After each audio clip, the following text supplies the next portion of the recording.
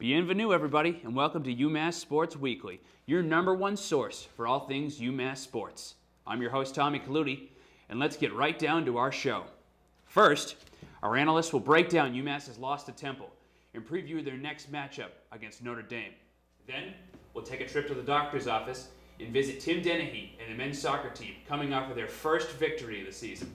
After that, our two newest members, Alex and Allie, will give us a look at the field hockey team as they started A-10 conference play this weekend. And then we'll wrap up our show with Phil Sanzo and the Minute Women's soccer team, coming off of an impressive 2-win weekend. The time is right, the music's about to play, and this is UMass Sports Weekly. This is UMass Sports Weekly.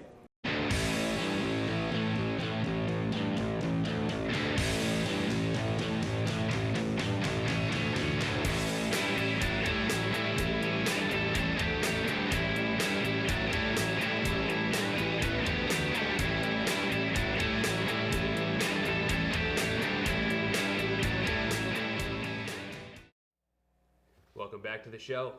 Despite a much improved effort from the Minutemen against Temple, another late game blunder cost UMass the game as they fell 25-23 to Temple. Zander Manning was there with the coverage. Let's cue up his package and see what happened. UMass Minutemen take on the Temple University Owls in a game that renews an old rivalry. The Owls come into this game 2-0 after defeating the Penn State Nittany Lions and the Cincinnati Bearcats. UMass comes in 0-1 after an upsetting loss to the University of Colorado. Can the Minutemen fix their mistakes and secure their first win? That's what we're here to find out. Temple would strike first as P.J. Walker hit Adonis Jennings for a 23-yard touchdown pass. And just like that, Temple was up 7-0.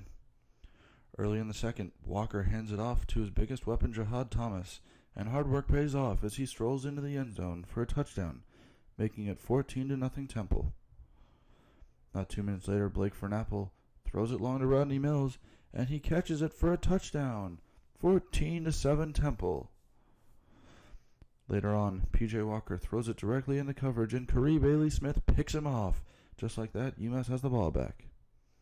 After both teams converted on field goal attempts, Blake Fernapple drove down the field, throws it to Rodney Mills, and touchdown, UMass! 17-17, just before halftime. After Austin Jones hit another field goal to give Temple a lead, Fernapple throws it into coverage and he gets picked off, sealing the win for Temple just about. However, Jihad Thomas fumbles the ball, UMass recovers, and just a minute later throws to Jamal Wilson for the touchdown. Blake Lucas's PAT, however, would be blocked, recovered by Temple, handed off, and taken down the field the entire way for a defensive 2-point conversion. With 7 seconds left, Austin Jones would break the hearts of UMass fans everywhere, giving Temple the win.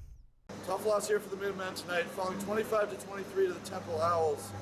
Some bright sides out of this game. Blake Fernapple completed 29-55 passes, going 393 yards, bringing 3 touchdown passes, 2 to Rodney Mills, his new favorite target at tight end.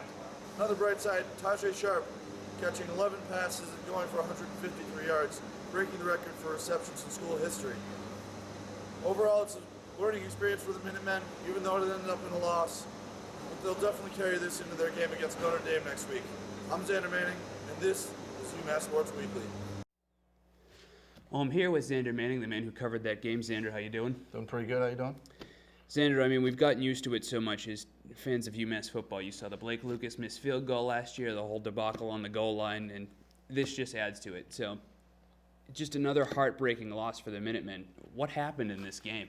This game just hits me right here, Tommy. Hits me right here. Right in the arteries? It drills me right there. This game was a heartbreaker. UMass had this game won. They scored with 1:20 left.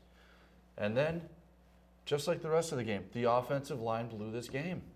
Blake Lucas was going up for the extra point to give them the lead, and it's blocked by a offensive line that just let the defense walk straight in.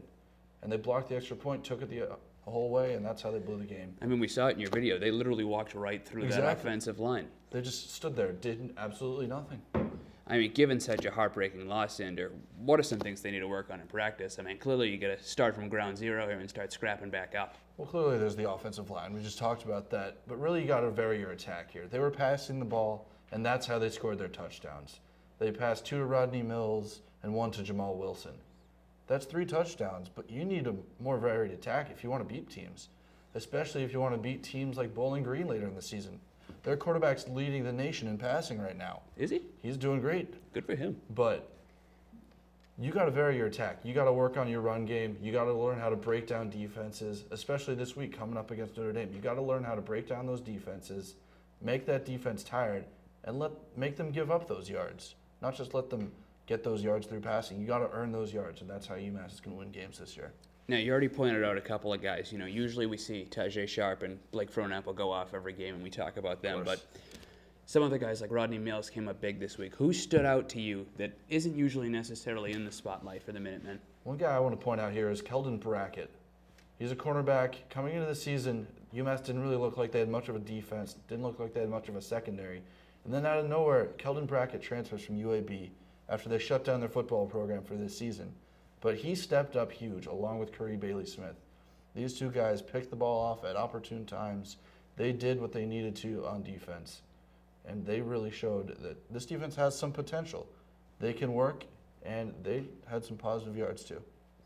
So, Xander, we got a preview next week. It's probably the biggest game of the year against Notre Dame, assuming that, there isn't a bowl in contention. Or I don't want to look too far down the road. I'm a present person. Anything. Present. Now. So let's talk about Notre Dame, Xander. What do you think are some keys? Is there any way we can beat Notre Dame, and if there is, how? It's going to be tough. It's going to be tough to beat Notre Dame. It's possible, but I would give them about maybe a 2% chance. Let's just look at Tashawn Kaiser, taking over for Malik Zari. Oh my gosh, this guy has been on fire. Last game against Georgia Tech, he completed 21 of 30 passes. 9 passes were incomplete. That's tough to do. And then you look at Will Fuller. He leads this team in every passing category except for receptions in a game. Well, obviously Notre Dame's going to be a big task to tackle, but good to put UMass on the map. Thank you for that, Xander. Injuries to quarterback Malik Zaire and running back Tareen Falston maybe give the Minutemen a chance, but going to be tough.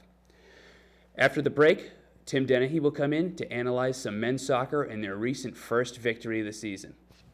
We'll be right back.